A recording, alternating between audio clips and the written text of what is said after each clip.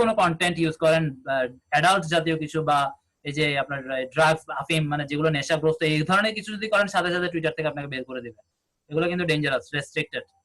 আচ্ছা যাই হোক, আমরা তো ওই লেভেলে কাজ করতেছি না, শেখাচ্ছিও না।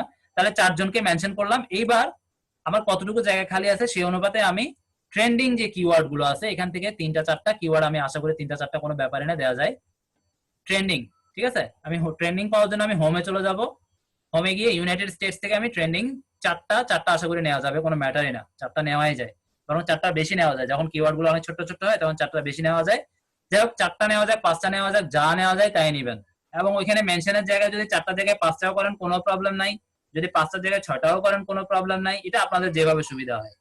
ঠিক আছে, কিন্তু একটা কম্বিনেশন রাখবেন যে কিওয়ার্ড দিতে হবে, এই কিওয়ার্ড গুলো অবশ্যই যেন থাকে, পাশাপাশি মেনশন, এবং পাশাপাশি আপনাকে প্রোফাইলে ছোট্ট মানে কি কারণে আপনার কাছে আসবে সেটা যেন ক্লিয়ারলি এক লাইনে বুঝাইতে পারেন।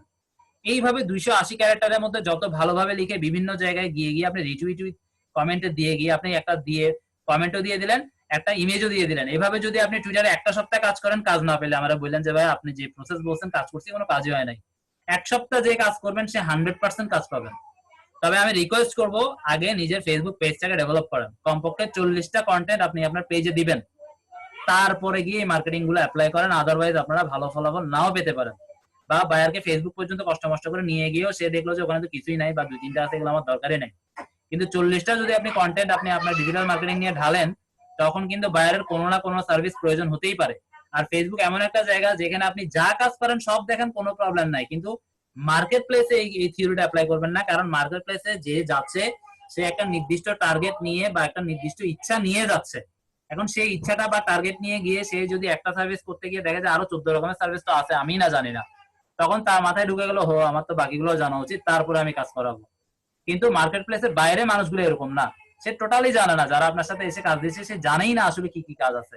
কাজে আপনার এখানে যত কাজই দেখো, কনফিউজ হওয়ারও কিছু নাই, বরং এগুলো আপনার জন্য প্লাস। আমি আশা করি ব্যাপারগুলো ক্লিয়ার করতে পারতেছি, জানি না যদিও। আমি চেষ্টা করতেছি যতটুকু ফ্র্যাঙ্কলি এবং রিয়েলি এবং সঠিক মেথডে আপনাদেরকে বোঝানো যায় সেটাই দেওয়ার।